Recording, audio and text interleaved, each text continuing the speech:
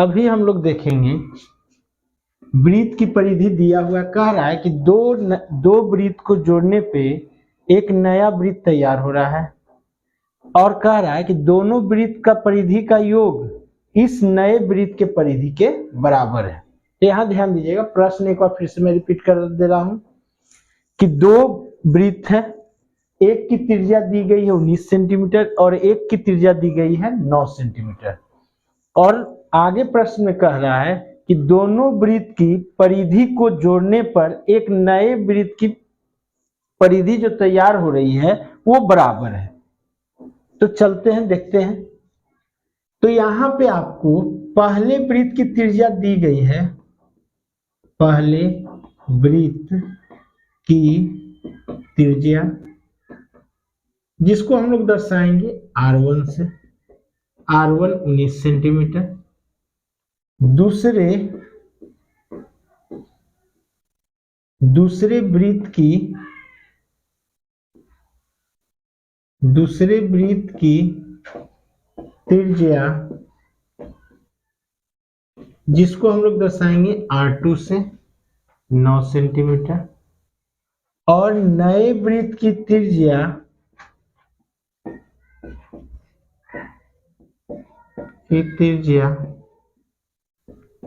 को हम लोग दर्शाएंगे R से। अब हमें यहां ध्यान देंगे, यहां पे प्रश्न में कह रहा है कि दो वृत्तों का योग दो वृत्तों के परिधि का योग नए वृत्त के परिधि के बराबर है। फिर से मैं रिपीट कर रहा हूं, दो वृत्तों का योग नए वृत्त के परिधि के बराबर है, यानी नए वृत्त की परिधि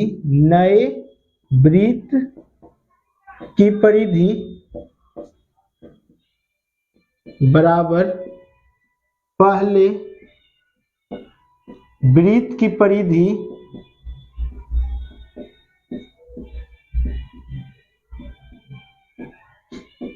प्लस दूसरे वृत्त की परिधि, यहां पे आप पे डिपेंड करता है कि आप 1 देना चाहते हैं या नहीं। अगर नहीं देना चाहते तो यहाँ 1 नहीं दे सकते हैं, अगर 1 देना चाहते हैं यहाँ 1 लिखेंगे और यहाँ 2 लिखेंगे, वो आप पे डिपेंड करता है कि आप देना चाहते हैं या नहीं। पहले वृत्त की परिधि, अगर आपको पहले मैंने सूत्र आपने देखा होगा पिछले वाले वीडियो में, कुछ समय सूत्र लिखाया गया था, तो वृत्त की परिधि जो होगा वो क्या लिखेंगे 2 पाई r। वृत्त की परिधि क्या आएगा 2 पाई r। तो यहाँ पहला वृत्त की त्रिज्या है, तो पहला वृत्त की त्रिज्या किससे दर्शाया है, तो R1 से, तो यहाँ क्या लिखेंगे R1 प्लस दूसरे वृत्त की परिधि, तो दूसरा वृत्त की त्रिज्या को क्या माने हैं R2, यहाँ क्या लिखेंगे 2 पाई R2। अब नए वृत्त की परिधि कहा है तो हम लोग परिधि तो रटे हुए हैं 2 पाई r, जो पिछले सूत्र में मैंने आपको समझाया हूं और अभी भी समझा रहा हूं कि वृत्त की परिधि की जगह क्या लिखेंगे 2 पाई r। तो यहां क्या लिखेंगे 2 पाई r और यहां पे r जो कैपिटल इसलिए लेंगे कि ये दोनों वृत्त को मिलाकर एक नया वृत्त बना रहा है, ये दोनों वृत्त को जोड़ने के बाद एक नया वृत्त तैयार हो रहा है।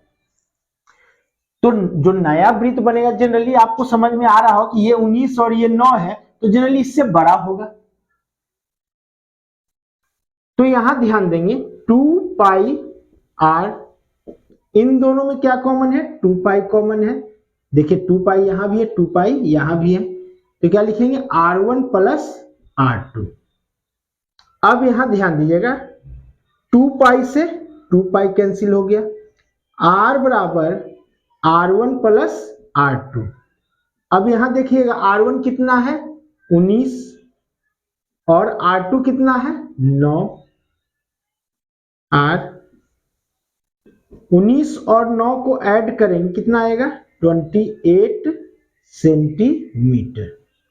फिर से एक बार रिपीट कर रहा हूं कि ये पहले एक वृत्त की परिधि दिया गया है 19 और एक का दिया गया है 9। 19 एक वृत्त जो है आपका दिया गया है जिसकी त्रिज्या कितनी है 19 और दूसरे वृत्त की त्रिज्या 9 है। दोनों वृत्त की परिधि का योग इस नए वृत्त की परिधि के बराबर है। तो यहां पे मैंने कुछ नहीं किया, नए वृत्त की परिधि पहले वृत्त की परिधि प्लस दूसरे वृत्त की परिधि 2 पाई आर, पहले वृत्त की परिधि की जगह 2 पाई r1 का प्रयोग किया है, दूसरे वृत्त की परिधि की जगह 2 पाई r2 का प्रयोग किया है। दोनों जगह 2 पाई कॉमन था, 2 पाई कॉमन ले लिया मैंने। और यहां पे ध्यान देंगे कि कॉमन लेने के बाद दोनों तरफ देख रहा हूं कि 2 पाई है, 2 पाई है, किस फॉर्म में है, मल्टीप्लाई के फॉर्म में, इसलिए इन दोनों को कट कर दिया। यहां क्या लिखा r, और यहां क्या बचा r1 प्लस r2 लिख दिया। r1 आप यहां ध्यान देंगे कितना है 19, तो 19 लिख दिया। r2 यहां कितना है 9, तो 9 लिख दिया। 19 और 9 को ऐड किया तो 28 सेंटीमीटर आया। अभी आप यहाँ पे प्रश्न देख रहे होंगे, एक घड़ी जो है, एक घड़ी में मिनट की सुई दी गई है जिसकी लंबाई 14 सेंटीमीटर दी गई है और सुई द्वारा जो है 5 मिनट में रचित क्षेत्रफल निकालने कह रहा है। अभी आप यहाँ पे देख रहे होंगे प्रश्न कि एक घड़ी की मिनट सुई जिसकी लंबाई 14 सेंटीमीटर है। तो यहाँ ध्यान दीजिएगा, ये मिनट सुई इसको मान लेते हैं कि पहले यहाँ पर था, पहले मैं मान लेता हूं कि मिनट सुई यहाँ पर था, अब यहाँ पे आ गया। तो यहाँ पर से यहाँ पर आने में ये किस तरह का देखने में लग रहा है, आप देख रहे होंगे तो ये त्रिज्या खंड का निर्माण कर रहा है। अगर आप यहाँ ध्यान दे रहे होंगे तो किस का निर्माण कर रहा है, त्रिज्या खंड का। तो अभी हमें पहले इतना का थीटा निकालना होगा। तो यहाँ पे ध्यान, आपको पता होगा कि ये वृत्त में जो है कोण बनता है वो 360 का बनता है। अगर आपसे कोई पूछेगा कि वृत्त में कितने का कोण बनता है तो 360 का। तो यहाँ आप देख रहे हैं कि 360 में कितना टुकड़ी किया गया है 12। तो थीटा जो निकालेंगे 360 बटा क्या कर देंगे 12 कर देंगे। तो 12 से 360 में भाग देंगे तो 12 36 और 30, यानी 5 मिनट में जो मेरा थीटा का निर्माण होगा वो कितना का होगा 30 डिग्री का होगा। और यहाँ पे आप देख रहे होंगे कि ये देखने में आकृति जो लग रहा है वो त्रिज्या खंड का लग रहा है। अगर आप ध्यान से देख रहे हो तो यहाँ पे जो आकृति दिखने में लग रहा है वो त्रिज्या खंड का लग रहा है। तो आपको 5 मिनट में रचित क्षेत्रफल पूछ रहा है, तो इसलिए हमने क्या किया 360 से 12 में भाग दिया, क्योंकि आप यहाँ देख रहे होंगे कि 12 से 1 5 मिनट, फिर यहाँ भी 5 मिनट होगा, यहाँ भी 5 मिनट। तो इस प्रकार जो है कितना टुकड़ी, अगर मैं इसको टुकड़ी के रूप में छोटा छोटा टुकड़ी बांटूं तो 12 हिस्सा बटेगा, इसलिए मैंने 360 से 12 में भाग दिया है। आपको पता भी है कि 1 घंटा में जो है 60 मिनट होता है। चलिए अब आगे चलेंगे। थीटा तो मैंने निकाल दिया 360 को 12 से भाग देकर, तो यानी पता चल गया कि 5 मिनट में जो कोण बनेगा वो कितना का बनेगा 30 डिग्री का। अब हमें 5 मिनट में रचित क्षेत्रफल ज्ञात करने का रहा, तो यहाँ पे क्या बन रहा है त्रिज्या खंड। तो यहाँ ध्यान दीजिएगा 5 मिनट में रचित क्षेत्रफल बराबर त्रिज्या खंड का क्षेत्रफल,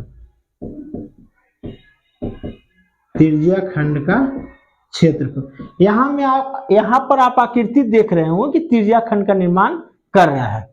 तो त्रिज्या खंड का क्षेत्रफल क्या हो जाएगा पाई r स्क्वायर थीटा बाई 360। अब जो है सर r कहां से लेंगे, तो r आपका यहाँ पे मिनट का सुई का लंबाई दे दिया है 14, तो मेरा r कितना हो जाएगा 14। तो यहाँ पे लिख देता हूं मैं सुई की लंबाई कितना दिया गया है 14 सेंटीमीटर। तो सुई की लंबाई को हम लोग r लिख सकते हैं। सुई की लंबाई को क्या लिखेंगे r। तो अब यहां ध्यान दीजिएगा पाई का वैल्यू कितना लेंगे 22/7, r की जगह पे कितना रखेंगे 14, यानी 14 गुने 14 कर देंगे। थीटा के प्लेस पे कितना रखेंगे 30, और नीचे जो वैल्यू आएगा वो कितना आएगा 360। अब यहां ध्यान दीजिएगा 7 को 14 से भाग देंगे तो 2 बार में कटेगा, 0 से 0 कट जाएगा, और 3 से 12 टाइम में ये कट जाएगा। अगर मैं इसको कट करूं 2 से 11 बार में, 2 से 6 बार में। अगर मैं इसको कट करूं तो 2 से 3 बार में, 2 से 7 बार में।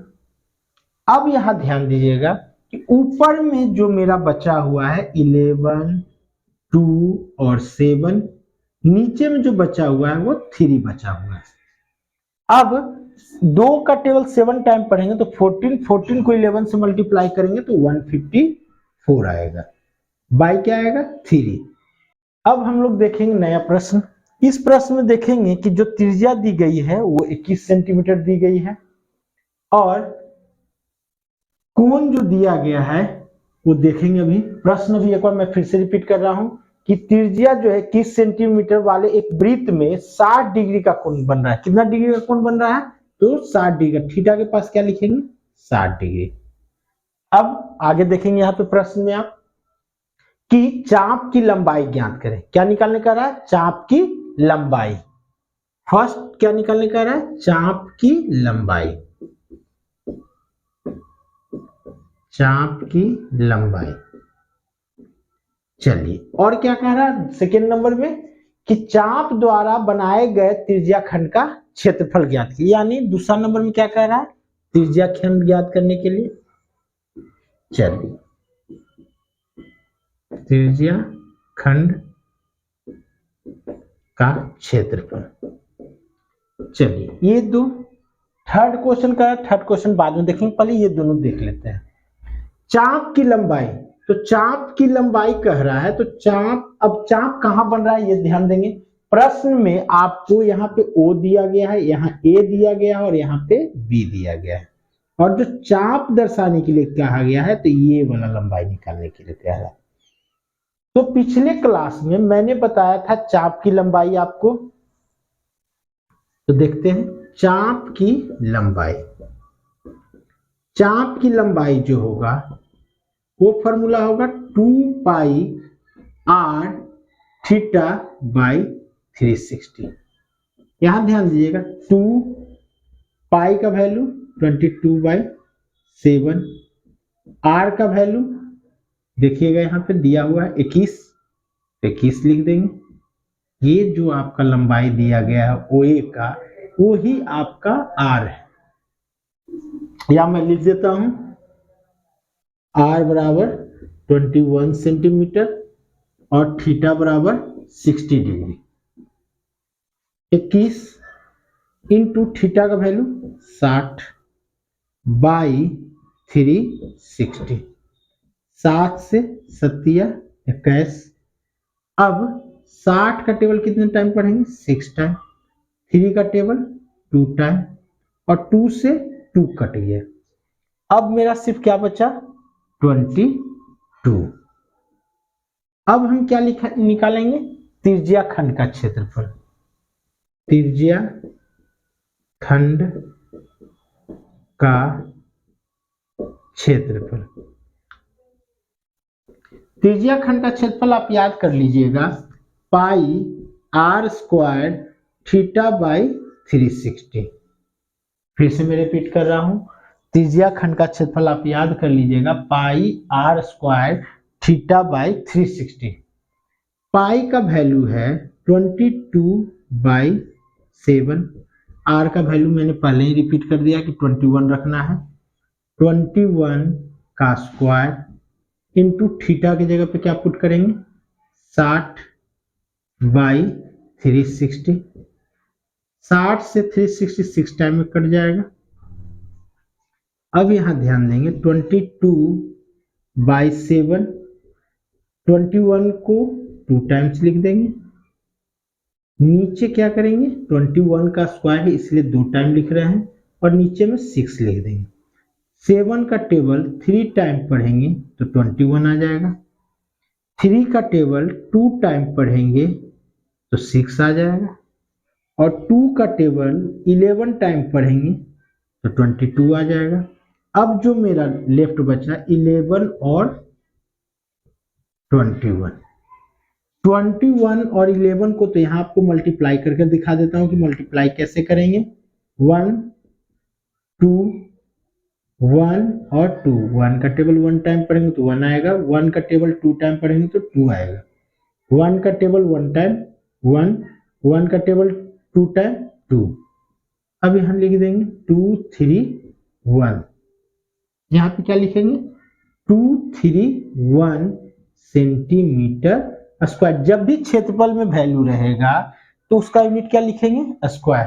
अब हम लोग थर्ड नंबर पे चलेंगे। अब हम लोग देखेंगे थर्ड नंबर क्वेश्चन। वृत्तखंड का क्षेत्रफल आपको ज्ञात करने कह रहा है।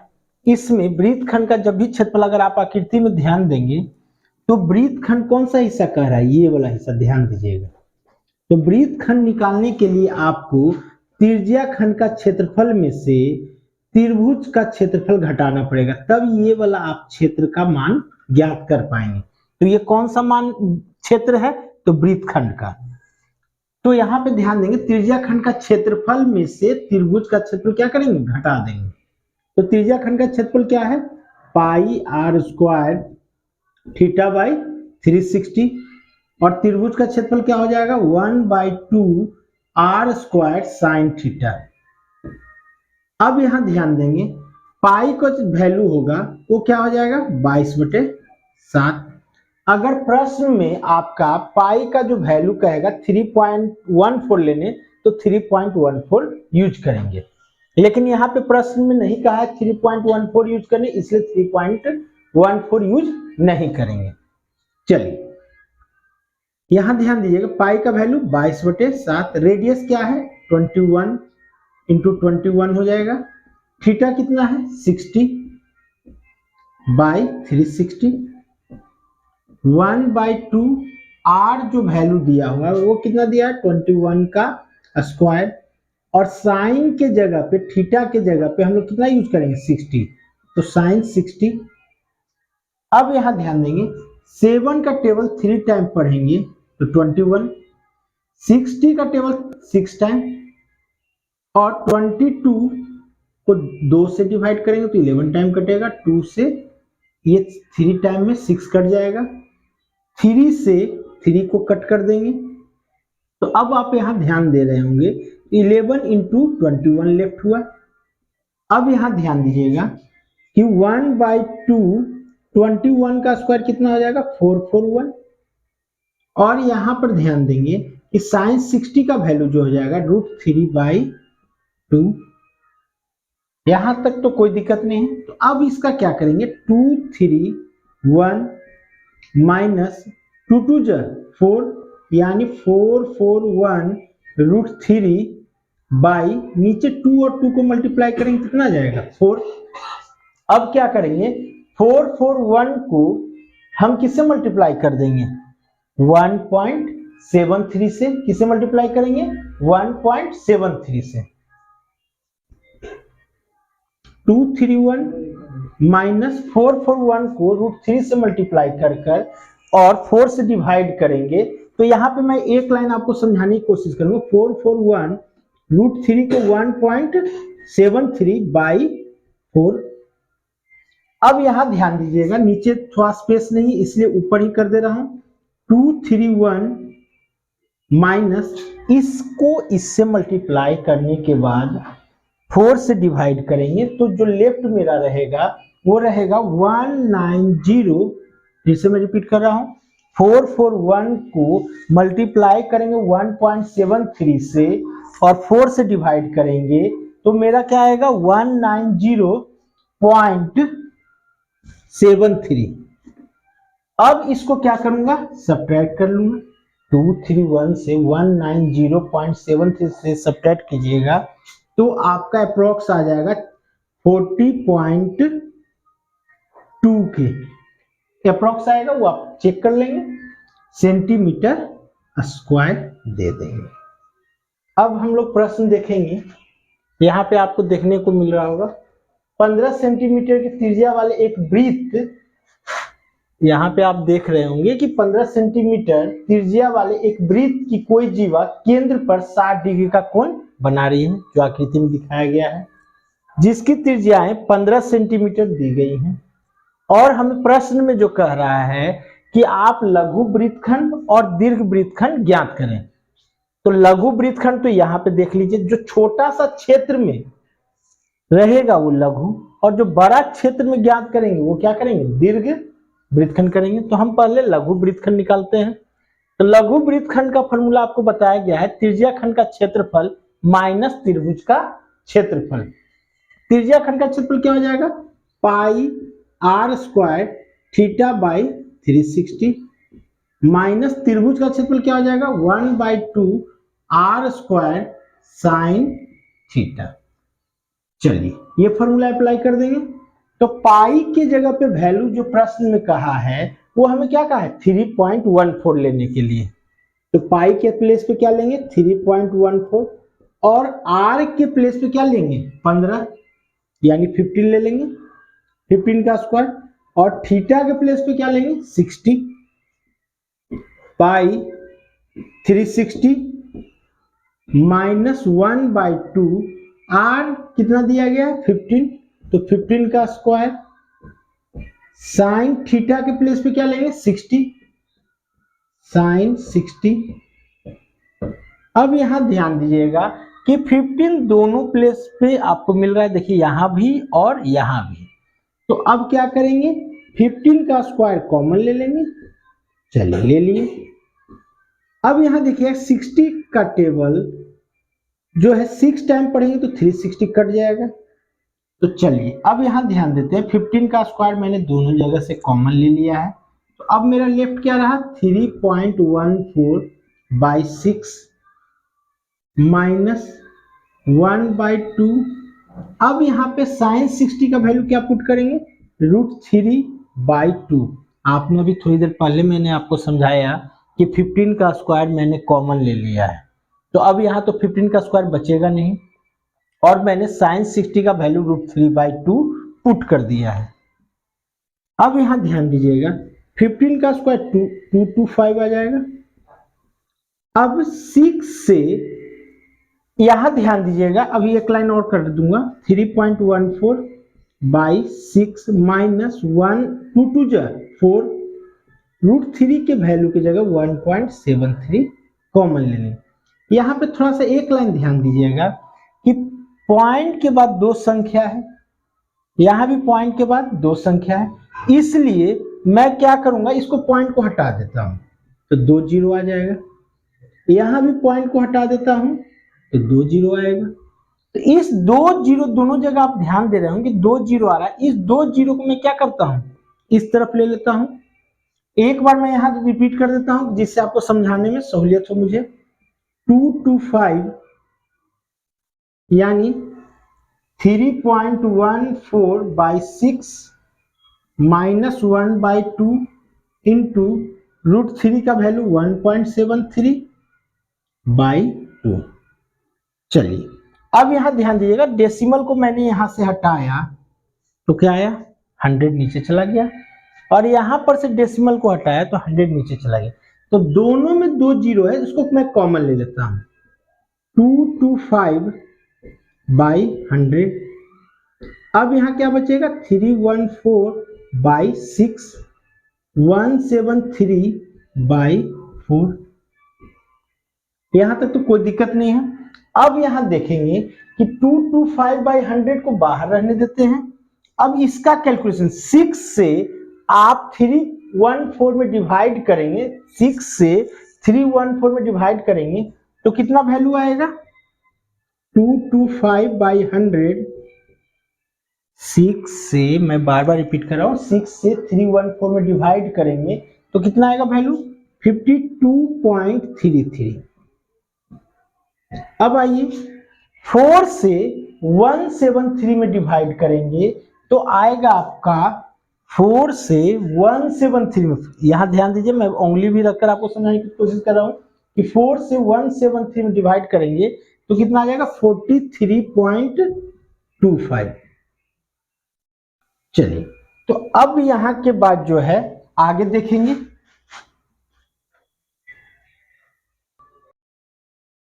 अब यहां पे 52.33 में 43.25 को आप घटाएंगे तो आपका बचेगा, यहां ध्यान दीजिए पहले ये मैं रिपीट कर देता हूं 225/100 52.33 से 43.25 को आप सब्ट्रैक्ट कीजिएगा तो आपका जो बचेगा वो 9.08 लेफ्ट होगा।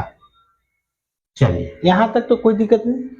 9.08 को 225 से मल्टीप्लाई कीजिएगा तो आपका आ जाएगा 2043 बाई नीचे में क्या लेफ्ट है 100 दे देंगे।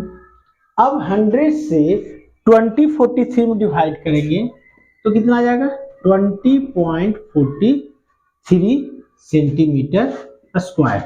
अब जो हम लोग बनाएंगे अगला प्रश्न, इसी में वृत्तखंड का क्षेत्रफल जो है दीर्घ निकालने का रहा है।